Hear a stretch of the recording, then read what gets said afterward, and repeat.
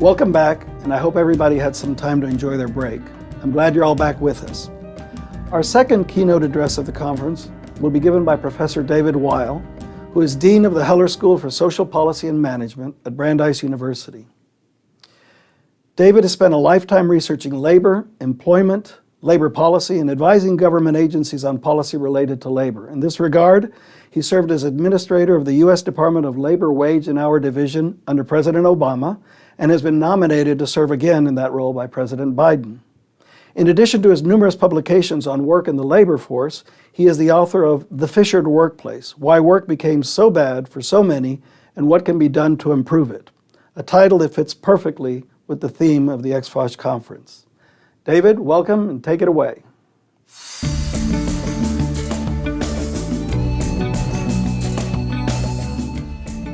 Thank you for that introduction, George. And I'm really pleased to be here today to present some thoughts on the impact of workplace reorganization on worker well-being. And I hope in the course of this talk that I can help people understand how you analyze the economic and market factors that have led businesses and other organizations to adopt new organizational practices that have profound effects on worker well-being. I'm going to provide some examples from a number of different industries and the evolution they've gone through and connect that to the larger idea of worker well-being that really animates this entire conference. So let me begin actually with a diagram from a paper by our conference organizers, George Delclos and Paul Schulte, that really try to position how worker well-being arises from a broader set of factors than traditionally we thought about occupational safety and health. And this diagram from their paper shows an evolution from, on the left side, traditional occupational safety and health thinking about the determinants of health and safety, very much built around risk factors related to safety issues like falls and slips or exposures to chemicals in terms of health problems. But as we move from the left to the right of the screen, the point of the framework, again, that underlies a lot of what you'll be hearing about throughout the conference, is a broader perspective on what ultimately determines worker well-being. In the middle picture, we have a depiction of a set of factors that operate horizontally that impact occupational safety and health. And those arise from both personal risk factors related to the individuals, but more profoundly and very much linked to what I'm going to be talking about, also from social and economic risk factors. And from, in the sense of what we'll be talking about here, how industries and the economics of industries and markets are structured, what that does to businesses and their decisions, and that in turn, how that leads to a reorganization of the workplace. In the far right picture in this figure, the idea of worker well-being and its determinants are expanded even further in a vertical dimension. And here, the idea is that we need to not only understand what affects workers at a point in time and at a specific job, but in the course of their whole work-life history, a work-life continuum. And in this sense, we can't just think about worker well-being related to factors affected at the job, but we also have to think about increasingly workers are holding multiple jobs throughout their work life that can lead to exposures to a growing set of risks, partly because of the restructuring that I'm going to be talking about today. So I want to house this specific issue of workplace reorganization into this larger framing of determining worker well-being from both horizontal factors and this vertical notion of watching a worker in the course of their whole work life. I think it's useful to begin this discussion not in the abstract, but with two particular cases that I'm going to be really diving into in greater depth. So I want to offer you two stories that I think talk about the state of worker well-being, and in particular, its link to workplace reorganization. The first story is something that there has been a lot of talk about throughout these pandemic months and years. And that is, it has made the public more aware of the fact that we have a lot of workers, sometimes called gig workers, who really have very few protections in their work life. Protections in the area of health and safety exposures, but more broadly, a whole suite of protections related to income, related to what happens if you're injured, what happens if you face discrimination, what happens if you're not paid what you are owed. The whole erosion of those protections for gig workers operating at the front line of the pandemic. And in fact, as I'll discuss, this news story and many like it focused on the impact on working people and their lack of protections specific to the pandemic. But I want to just note right at the beginning, that actually surfaced a far longer and more pervasive issue of worker well-being because of changes beyond the platform economy. Second story I would just provide as a teaser to what we're talking about is related to the financial performance of two major companies in logistics. A couple of weeks ago, fourth quarter financial results for both FedEx and UPS, the two really largest logistics and delivery companies in our economy, painted two very different pictures. While FedEx struggled in its final quarters from a financial point of view, from its terms of its profitability, chiefly due to labor shortages, the kind of labor shortages we're hearing a lot about right now, UPS, in fact, had a very profitable quarter and did so in an environment where it had unionized drivers, higher pay on average than FedEx and many other major transportation companies, and a very stable workforce, not facing the kinds of labor shortage problems that characterize FedEx. So here we have two companies competing head to head with vastly different financial results related to how they seem to be organizing their workplace. Now, I think both stories shine a light on the fact that there's something underlying a linkage between how work is organized and the well-being of workers.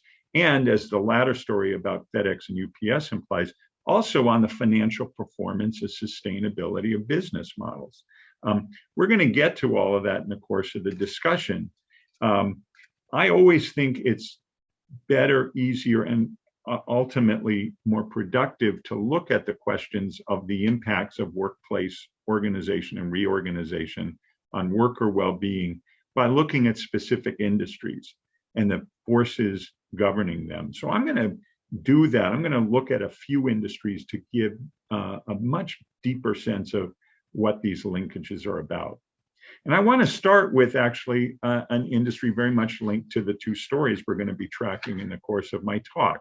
And that is the logistics industry, or more profoundly, the retail industry. Now, the retail industry is one that has been going through transformations long before, again, the impact of the pandemic. One of the most important reorganizations happened in the 1990s and the adoption of something called lean retailing. Well, what's lean retailing? Lean retailing is the idea that companies operating in the very, very competitive world of retailing, where there are very small margins associated with the selling of any product, found it increasingly profitable to harness technologies, logistics methods, and really the information technology revolution to reduce their exposure to inventory risk. And what lean retailers did, and this practice really spread across the entire industry, pioneered by companies like Walmart, but soon affecting really all aspects of the retail industry over the course of a decade. And the idea was to link the actual sales in individual stores, the goods that people were buying, to the inventories being held by those retailers.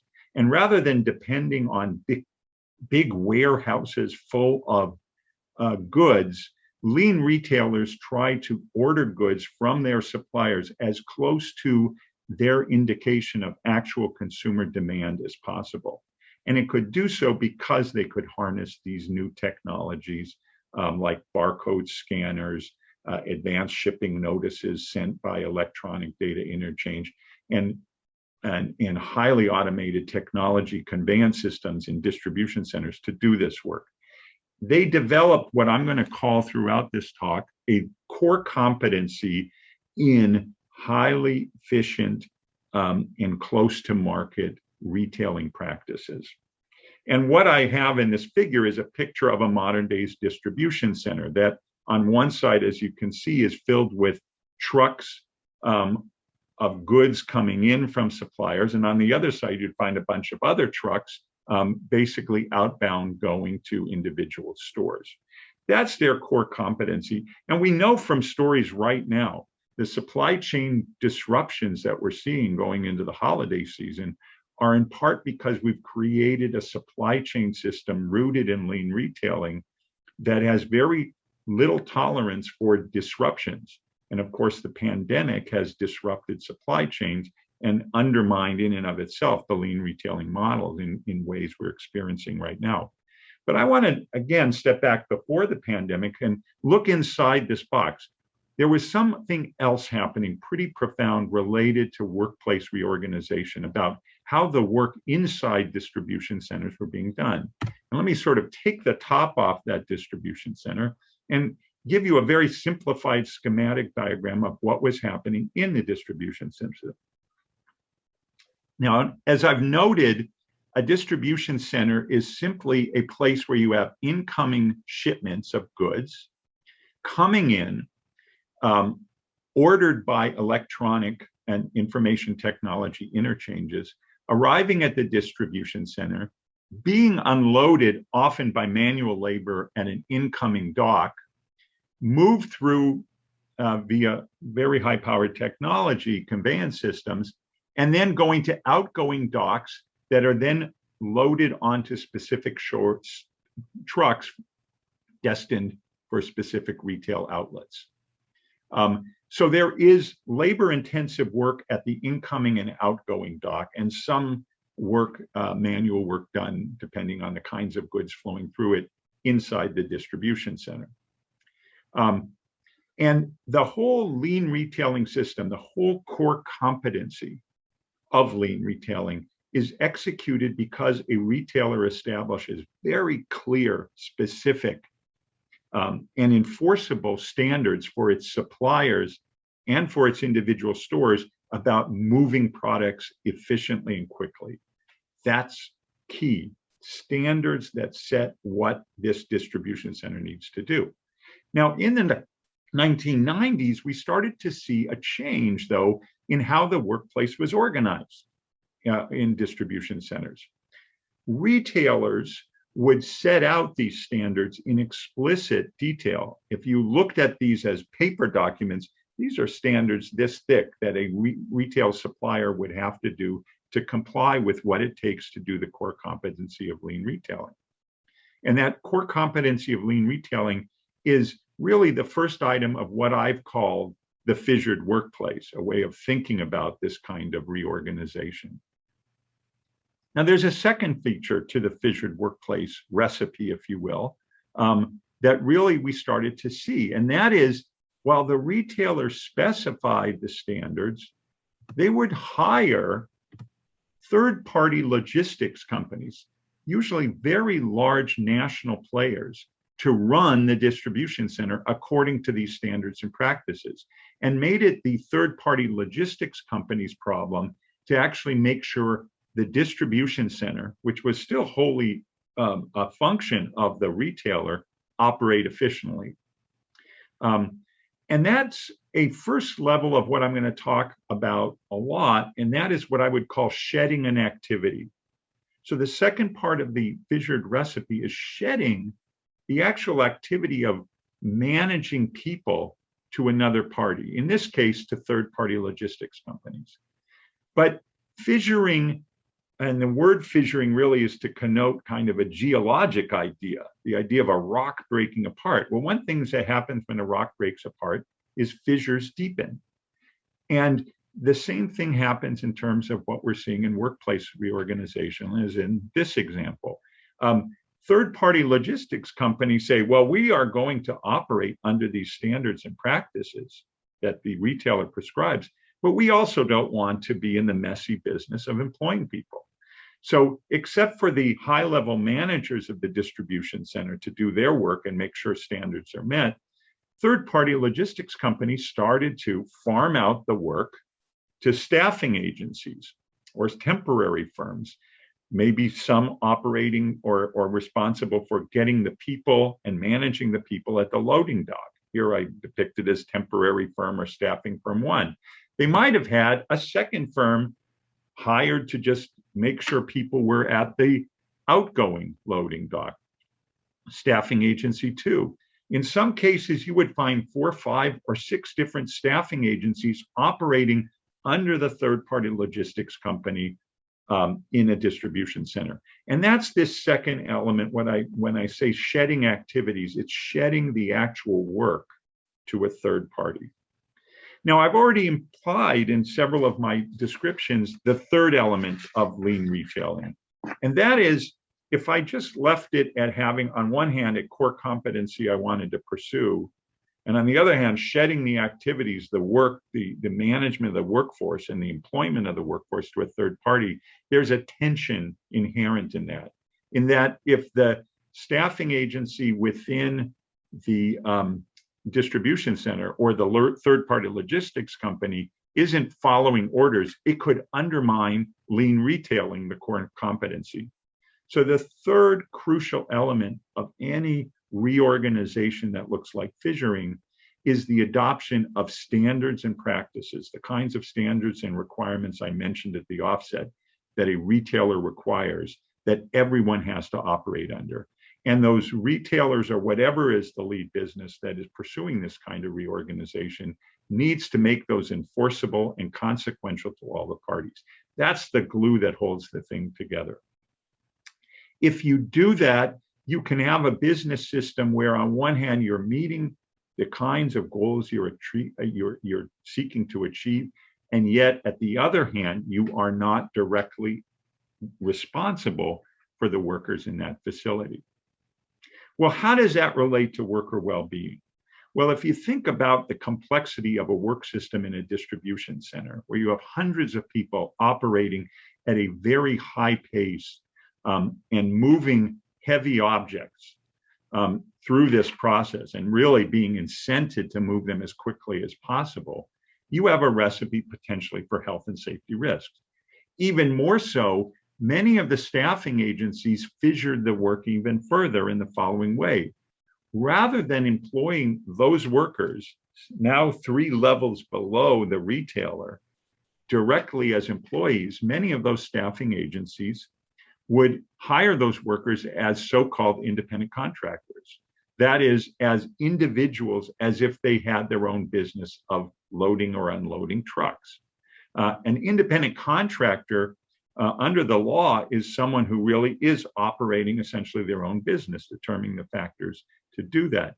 But in this case, it is a really misapplication of that idea. And so workers lose many of the protections if they're no longer employees, but are independent contractors that come with our federal and state employment laws.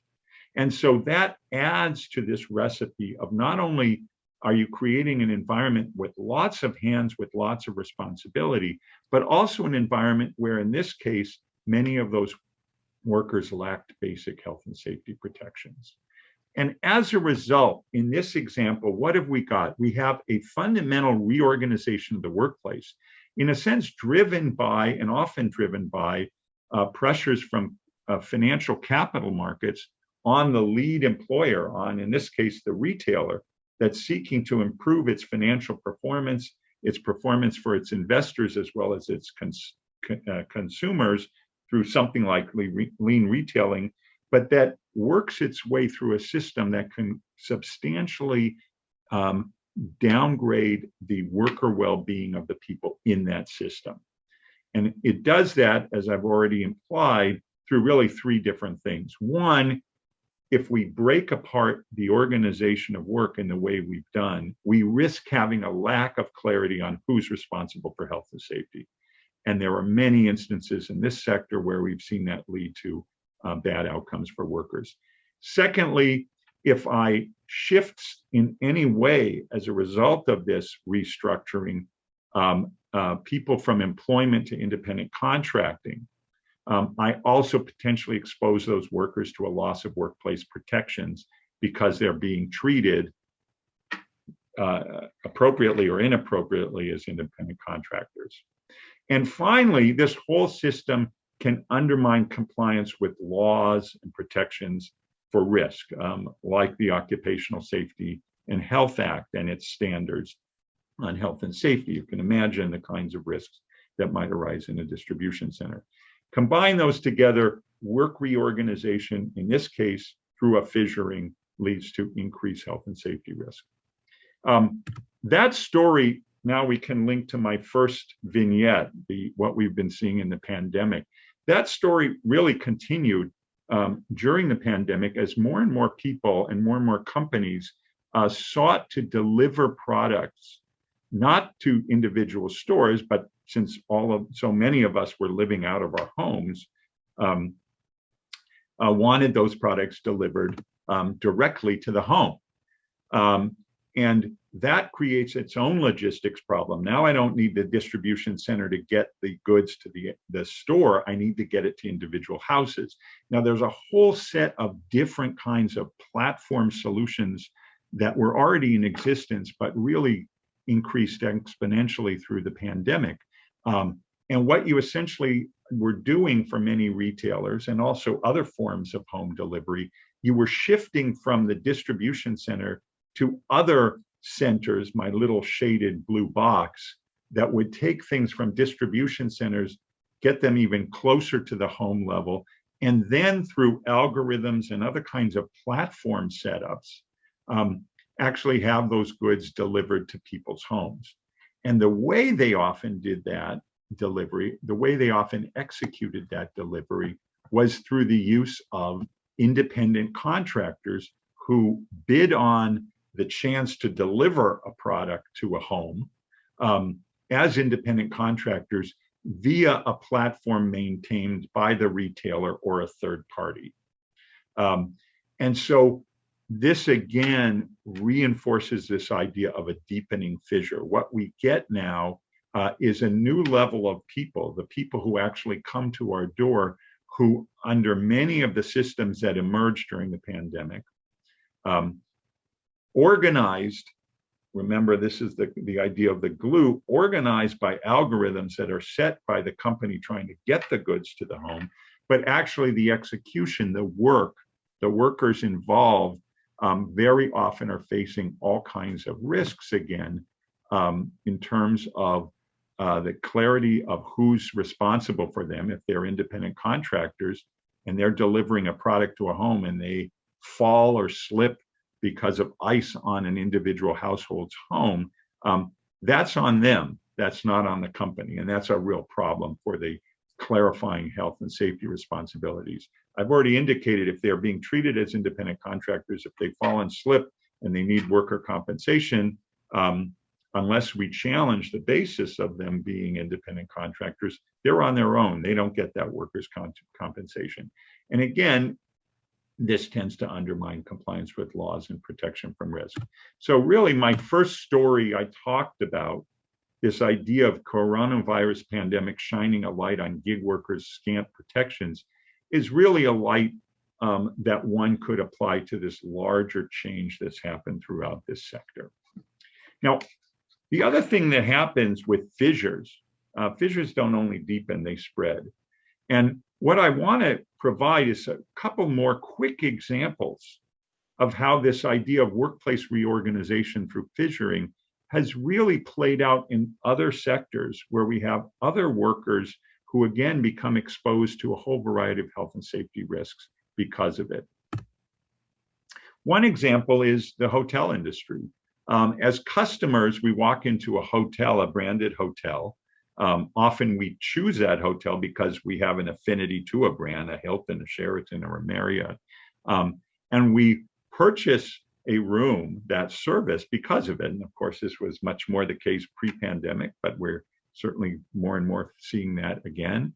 And we walk into that hotel, and the hotel creates an environment for good reason, very much catered to the reason we picked it. It might be because we're a business or a professional traveler. It might be because we are a vacationer.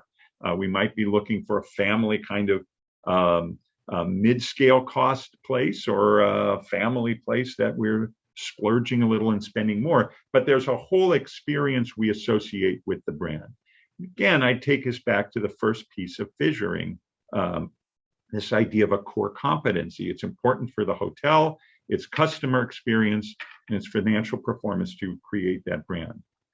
But like taking the lid off of the retail distribution center, if we take the lid off of really the vast majority of hotels, we actually find that hospitality has also been fissured.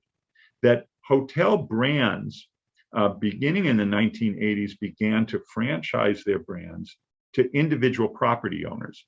Property owners were often anything from a real estate investment trust to increasingly private equity companies that would buy specific properties, wanting to offer them under the brand, under the core competency, but again, with the idea of shedding the messy problem of employment.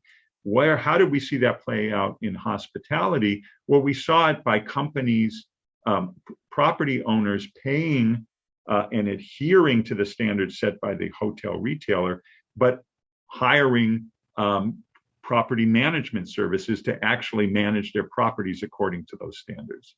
And just as we saw in my first example, that begets more fissuring, that third-party property managers started to hire cleaning services, janitorial services, landscaping companies, franchising out or shifting out the provision of food offered customers in at least either in in-room service or in their hotel facilities, and even shifting out the cleaning of rooms to staffing agencies.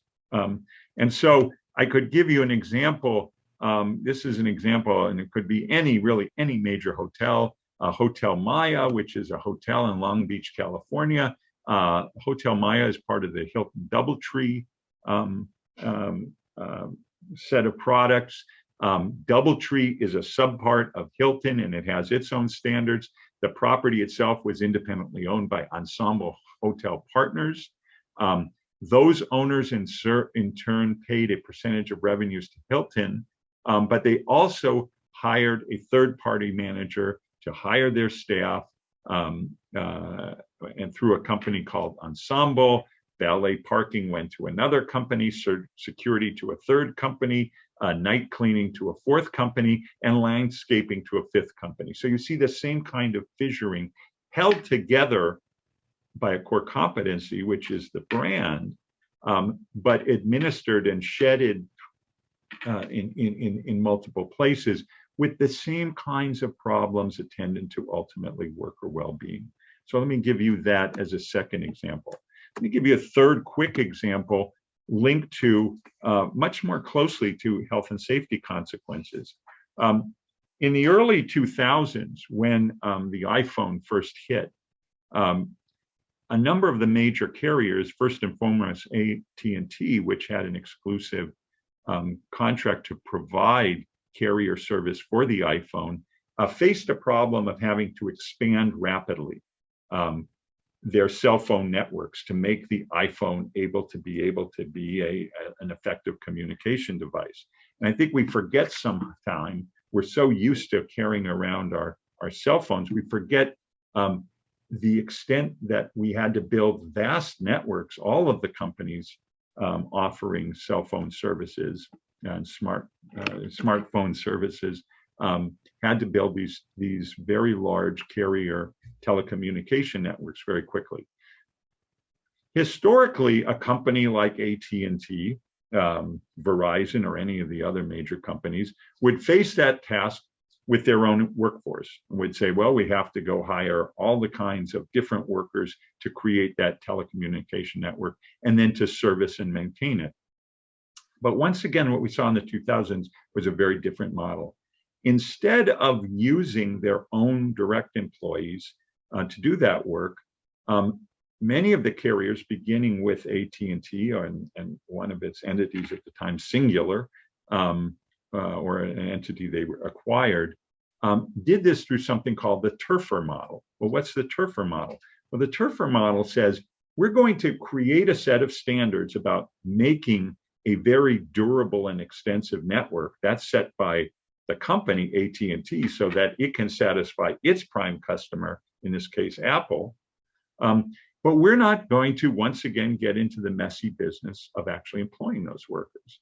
Instead, we're going to create a model where the carrier hires a large management firm to be the TERFR. And what's a TERFR? A TERFR is responsible for basically letting contracts to either build or maintain cell towers in a regional area with, again, incredible precision about what has to happen. It makes sense. If that's your core competency, delivering basically the network to support the iPhone, you need a really effective network to do that. You need a high-powered, efficient, and a network that gets built out quickly. And so AT&T and other major carriers decided to do that through this TERFR model where you'd hire a big company here in Soro, Bechtel, many other companies were and are in this game. But those companies, again, say, we will manage the system. We will let contracts to do the work, but we don't want to do the work ourselves. And what you saw in this case was multiple levels of high-powered subcontracting, going from very sophisticated companies down as you went lower and lower, deeper into the fissure, into less and less capital-intensive and more labor-intensive companies, and companies that in many cases were far less well-managed than the companies above them. There were also companies, as you go deeper into a fissure, that have a smaller and smaller profit margin, and therefore have greater and greater incentives to cut corners.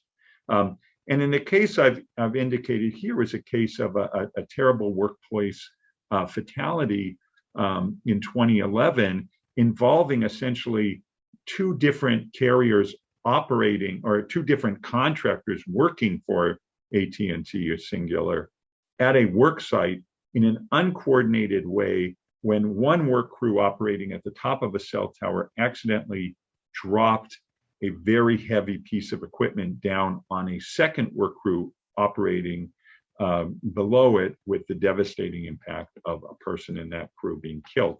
And so once again, we see this disconnect arising from workplace reorganization in a different model, but with many of the same features of the recipe, resulting in health and safety fatalities.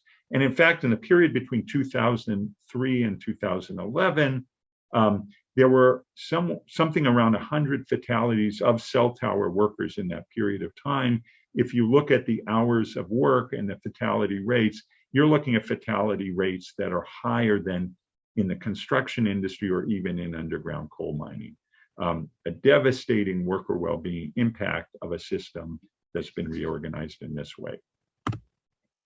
Let me give you one other example to tie this to one other factor that has a fundamental effect in relationship to worker well-being. And in this last example, I want to tell a story of two different janitors that I think really gives you a sense of not only what we've been talking about, but the link to something else, and that is actually how people are being paid in the economy and the well-being, and including the health and safety consequences of that.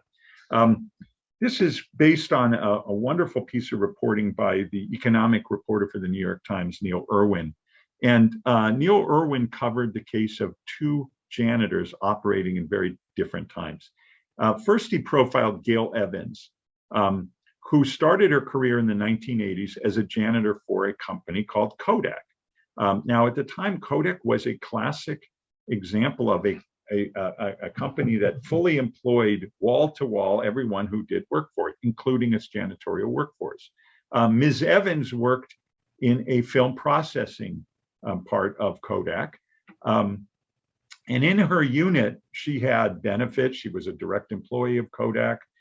She received reasonably good pay as a janitor as part of the Kodak company, and had access to things like subsidized training outside of the workplace.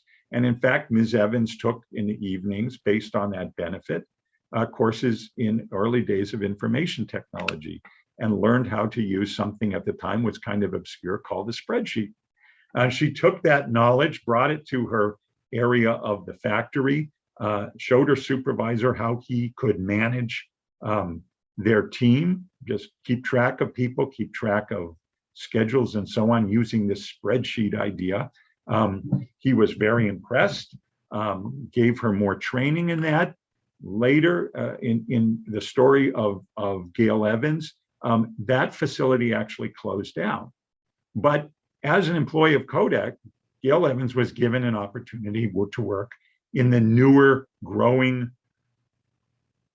information technology part of her organization. And she rose, even though her former job as a janitor would no longer existed, she was now in a new career trajectory moving upward in Kodak.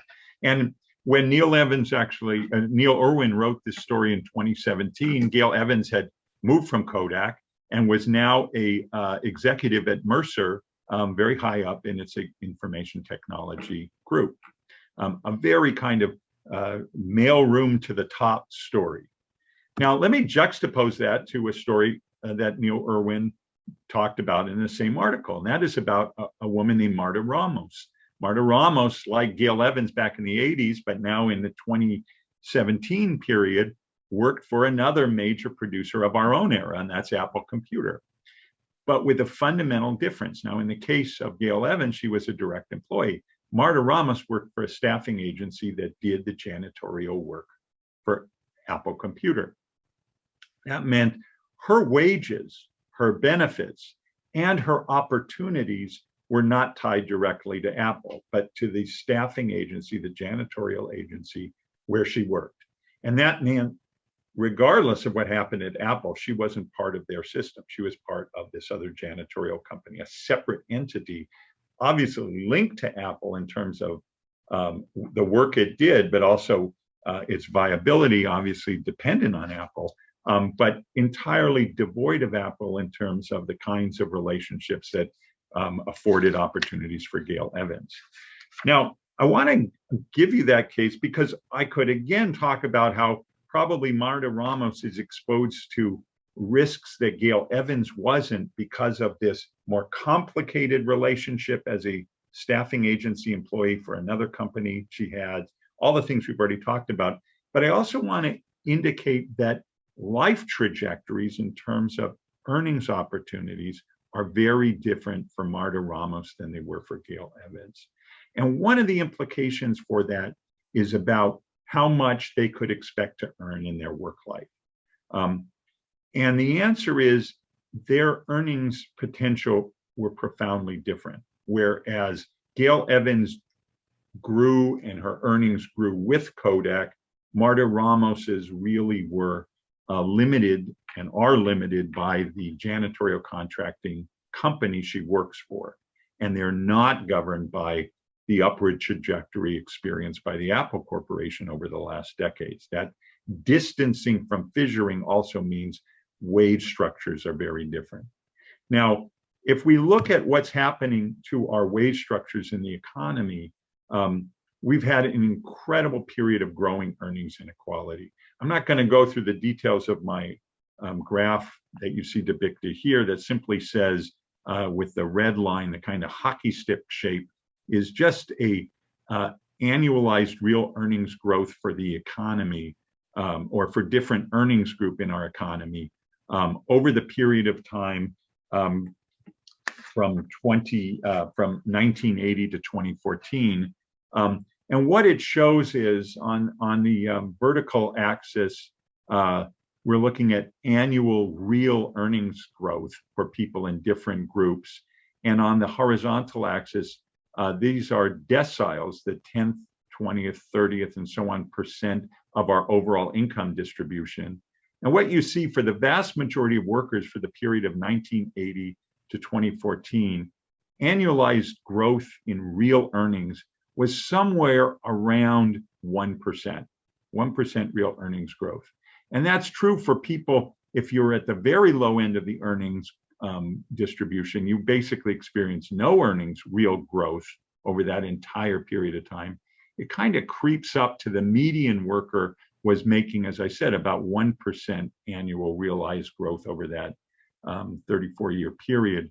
But what's really striking about the hockey stick shape is only when you get to the 95th percentile does the annualized earnings growth start to increase rapidly.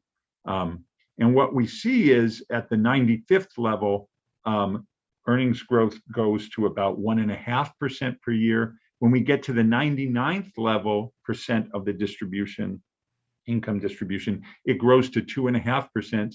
If we go to the 99.9%, it jumps to 5% over that period of time.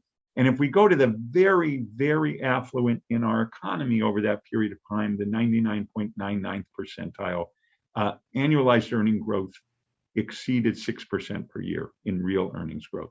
And so what you see somewhere over this period of time, where I've given you many examples of restructuring, there's been a profoundly different earnings, basically an earnings profile of people depending on where they sat in the economy.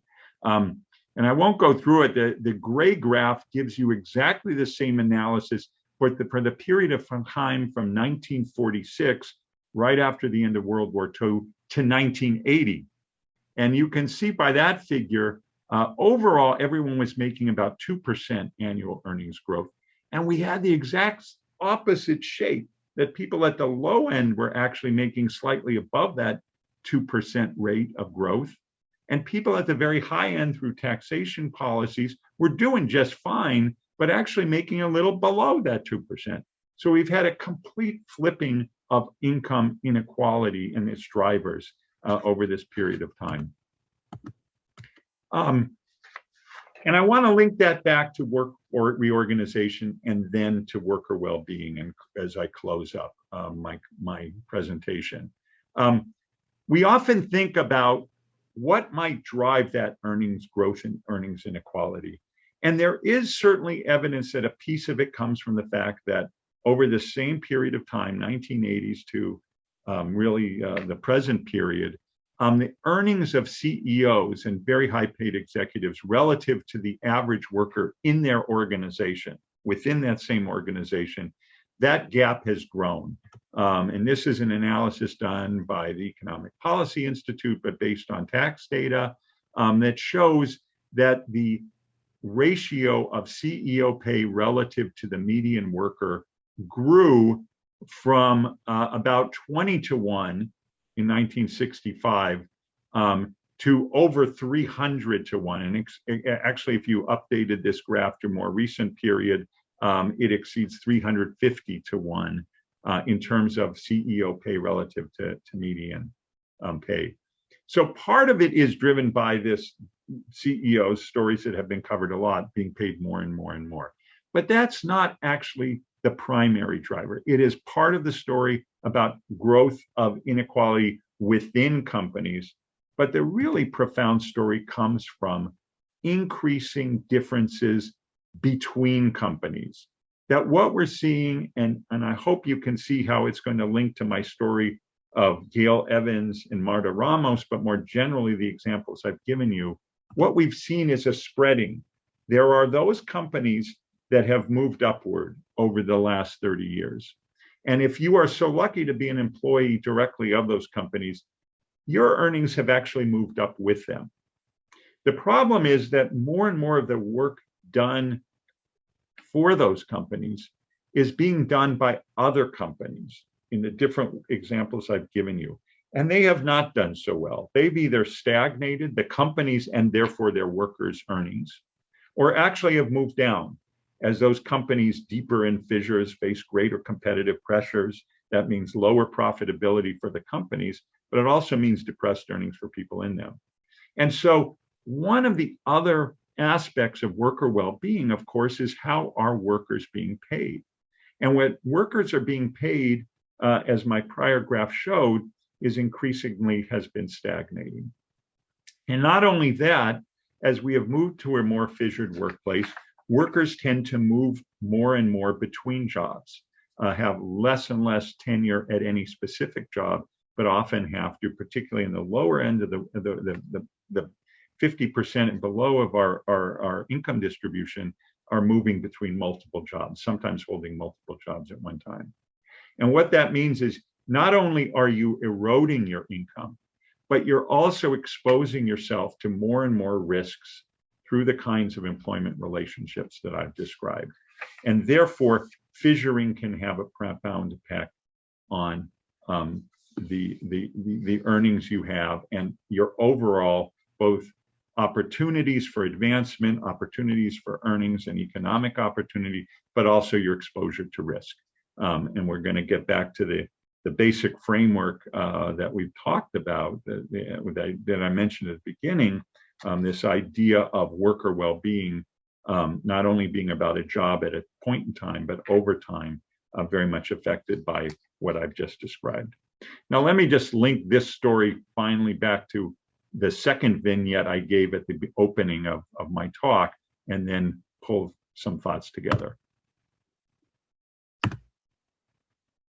We talked about this distribution center and how more and more during the pandemic, we've received our goods delivered directly from directly to our home from the retailer or restaurant or entity we're buying that good from. Just to connect that to what I just described in terms of earnings, before the pandemic, an analysis was done of 3 ways of getting goods to people. One was UPS, second is FedEx, and the third is something called Amazon Flex, which was a delivery method created by Amazon prior to the pandemic, but that grew enormously during the pandemic as a way for it to deliver groceries to people via their Whole Foods retail shops that Amazon acquired. And this is an analysis done to compare what hourly earnings were for those 3 different levels. $23.10 for UPS in 2018, which reflected a collective bargaining relationship through a union contract. FedEx has a quasi-fissured model, in fact, where FedEx drivers have a franchise that they individually own, but do their work and are paid by FedEx. Their average wages in the analysis at that time were somewhere in the $14.40 in 2018. And then an analysis of Amazon Flex drivers who actually work as independent contractors, not as employees of Amazon or Whole Foods, but bid for work and deliver work, basically facing the risk themselves. When the smoke clears and the expenses they pay for being an independent contractor actually weighed, this analysis said they were making $5.30, about $2 below the federal minimum wage. And so you see the earnings differences that come from work reorganization. But I also want to link it to my story about the fourth quarter financial results. There's also consequences even for the companies involved. Whereas FedEx, which has this reorganized model where more of the earnings are at risk of the individual drivers, had a hard time finding people to take those jobs, either as new franchisees or as employees for their franchise FedEx drivers. Whereas UPS, with a far higher direct employment relationship and a far higher level of pay, compensation, pensions, very important to keeping people, had very low turnover, even in this pandemic period, and actually benefited from it in terms of the financial performance of the company. And so I want to leave this story with the idea it's not only impactful on worker well-being, these different reorganizations, but we're seeing it also has impact even on the financial viability of the companies involved, something I think we're going to be hearing more about as we struggle with an economy coming back from the effects of the pandemic. So where does that put us? Well, workplace reorganization via fissuring can have the effects on worker well-being. I don't want to imply it always does, but in many of the ways that the reorganization that I've talked about is played out, it does have a detrimental effect on worker well-being. It leads to increased exposure to health and safety risks at a job and across time. As you work these kinds of jobs throughout your history, those risks accumulate. It can lead to reduced coverage for workplace protections, particularly if you lose your status as an employee. Again, in a given job and across time, if you're in a situation where this is essentially your work life. And it leads to, for the reasons I've just described, increasing earnings disparities in the economy as a whole, disparities that can be felt in unequal pay at a job, but also across time. And since those earnings disparities have impacts on a household's ability to pay for healthcare, to do many of the things associating with worker well-being, that too can have a cumulative negative impact on well-being. And so if we go back to the framework of Schulte, Delclos, et al., we can see that this broader perspective of thinking about vertical and horizontal determinants of well-being interface with the reorganization I've talked about and should create some real questions for us. Well, what does that mean? Well, really, a lot of what the conference is going to be talking about, both in keynote speeches and in some of the plenary and breakout groups, are ways to address more generally worker well-being. I hope the framework and the analytic ideas I've talked about here give you really a way of thinking differently about what that implies in three different areas. If we say, well, what do we do to enhance worker well-being? First, it obviously means we have to do our research. All of you in doing research in the area of worker well-being, I think it's important to think about the connections of workplace organization, changes in industry structure, to really do good research. And it requires a multidisciplinary approach that weds the different kinds of factors and evaluation of factors that I've described here. Secondly, clearly, public policies need to address what are systemic factors that have these negative outcomes for workers and their well-being. We can't just look at worker health and safety as the job of OSHA. OSHA is fundamental, but it can't stand alone for the reasons, again, I've described this morning about systemic factors that really lead to negative impacts on well-being. And then finally, and this links to my last little vignette about UPS versus FedEx, businesses really need to think about the impacts and really a longer term framing about how reorganization on one hand might be compelling in terms of financial results, but in the long run, what does it do to worker well-being, and how might that actually affect an employer's ability to pursue what it's trying to do? In the same way, unions and worker advocates, academics doing work in this area, occupational safety and health professionals, and all the other people involved in the vertical and horizontal determinants of worker well-being really need to think hard about balancing these forces that are leading to and will continue to lead to reorganization against what it does to worker well-being, and make sure that we are not so tipping things in the way, unfortunately, we've done in many industries to the disadvantage of workers, that we rebalance to make sure that, yes, we can be economically viable and competitive, but at the same time, we don't erode the standards and conditions for working people that have led to decades of erosion, but I think at this interesting moment in our time could really lead to better worker well-being if we devise public policies, private policies,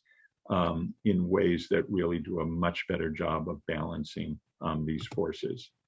I want to thank you for your attention to my talk, and I hope these comments and this framework has proved useful to you. Thank you.